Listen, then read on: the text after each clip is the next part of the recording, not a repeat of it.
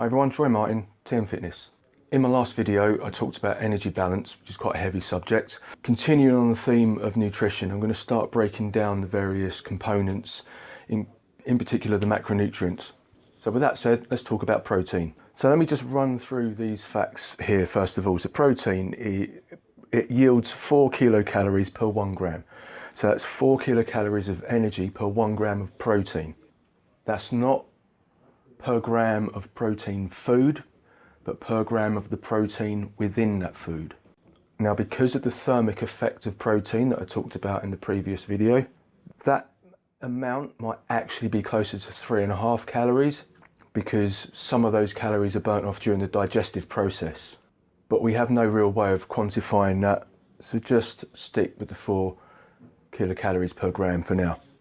Protein is mostly responsible for growth and repair, lean mass, but it's not just muscles, it's bone, it's skin, it's hair, it's teeth. The asterisk here relates to this line at the bottom here. Aging populations require more. Because protein stimulates growth and repair, it can help to reduce the onset of reduction of skeletal muscle and bone demineralization. So as you get older, your protein needs increase to prevent the deterioration of your bone health. That's very important. Protein is highly satiating. It's quite difficult to eat large amounts of protein unless you're a big fat bastard. But for that reason, if you're eating a decent serving of protein at each meal, you're going to feel less hungry throughout the day. You'll likely eat less food at each meal, and you'll likely or be less likely to snack in between meals. So just simply increasing your protein can create an element of automatic weight loss because it creates an energy deficit by default. And of course it has that high thermic effect, which I've already explained. So the building blocks of protein are amino acids. There's tons of amino acids. I'm not getting into that now, it'll be a video all on its own. Now you have amino acids and you have essential amino acids. The essential amino acids you have to source from food. You can't produce it in your body.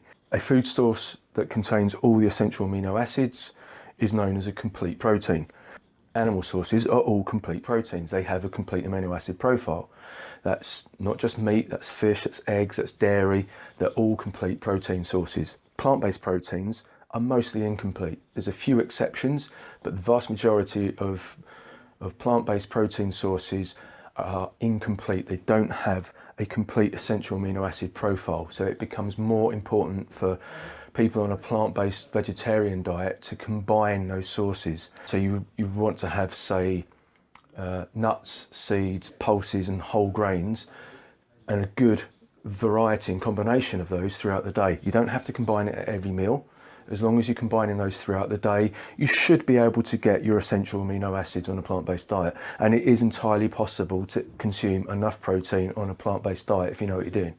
Of those essential amino acids, you have your branched chain amino acids, BCAAs. These are the ones that are responsible for muscle protein synthesis. So leucine, valine and isoleucine.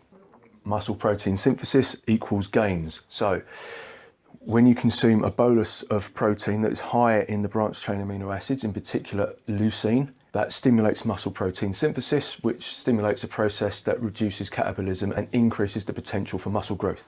In order to get the benefits of muscle protein synthesis, you need to consume a bolus of protein every 3 to 5 hours. So if you have 4 protein servings per day, protein servings that are rich in leucine, so chicken or whey protein are 2 great examples of that, that will stimulate muscle protein synthesis and will help production of more muscle mass. So if that's important to you, learn about muscle protein synthesis. It's important for your gains. Vegetarians will find that most plant-based proteins are low in leucine, so you may have to supplement with leucine, or at least use something like a pea protein supplement. Right, I need a pen. Cheers. So recommended intakes. Now the government recommend a ratio of 0.8 grams of protein per kg of body weight. 0.8 grams of protein per kilogram of body weight. Now this is somewhat outdated thinking. 0.8 grams is the is the minimum amount you need to maintain nitrogen balance in the body. It doesn't take into account muscle protein synthesis. It doesn't take into account amino acid oxidation. There's enough research out there now to prove that this is inadequate, and it's definitely inadequate for those older populations. And if you're following this amount, or for some reason, we get this number a lot, the maximum amount of protein you possibly need in a day is 55 grams. That's bollocks. There's enough research to disprove that. This is outdated.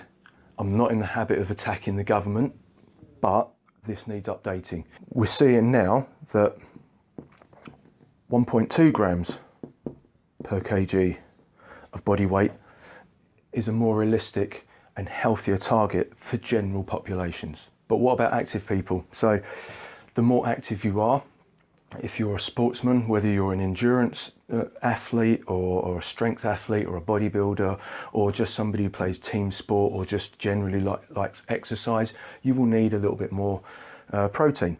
Now, most of the governing bodies, which is the ISSN and the ACSM and the IOC, will recommend a ratio of something like this. So 1.4 to 2 grams per kg of body weight. Okay, 1.4 to 2. So if you're a lightly muscled athlete and you have a very high carbohydrate diet or a very high fat diet for whatever reason, you may want to go to the lower end of that scale.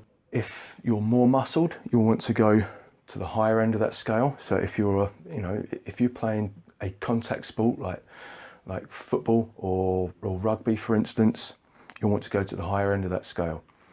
Now, there is some research that has been done which has shown that for well-trained physique-conscious athletes, so bodybuilders in this case, the ratio should be something like this.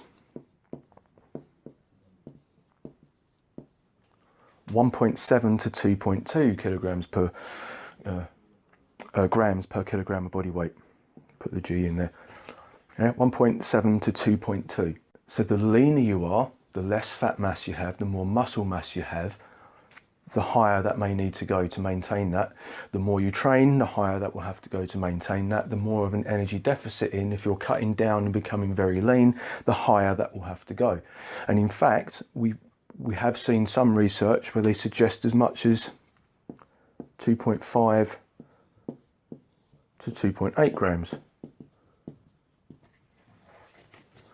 per kilogram of body weight. That's quite extreme. Most people don't need to go that high, but if you like protein foods, and so long as you're accounting for your calories, it's not going to harm you if you do go that high. If you have a very, very high training volume or performance volume, you may want to go to that higher end, sort of 2.2 to 2.5 is around the level that the Tour de France cyclists will consume during the tour, because they need the extra amount of protein to stimulate the muscle recovery between races. So one last thing, once you've worked out what your total amount of protein is for the day, that should remain consistent. You don't have to have protein post-workout or pre-workout or intra-workout, so long as you're stimulating muscle protein synthesis by having regular feed-ins 3 to 4 times a day every 3 to 5 hours. So whatever your amount is based on these equations here, you work that out. So if you're a 70 kilogram athlete and you're aiming for 2 grams, that's 140 grams of protein every single day, split up into ideally 3 or 4 feed-ins. Right, so that is protein in a nutshell. I hope you got something out of that. If you've got any questions, put them in the box below. Click like, click share, click subscribe, and I'll catch you soon. Later.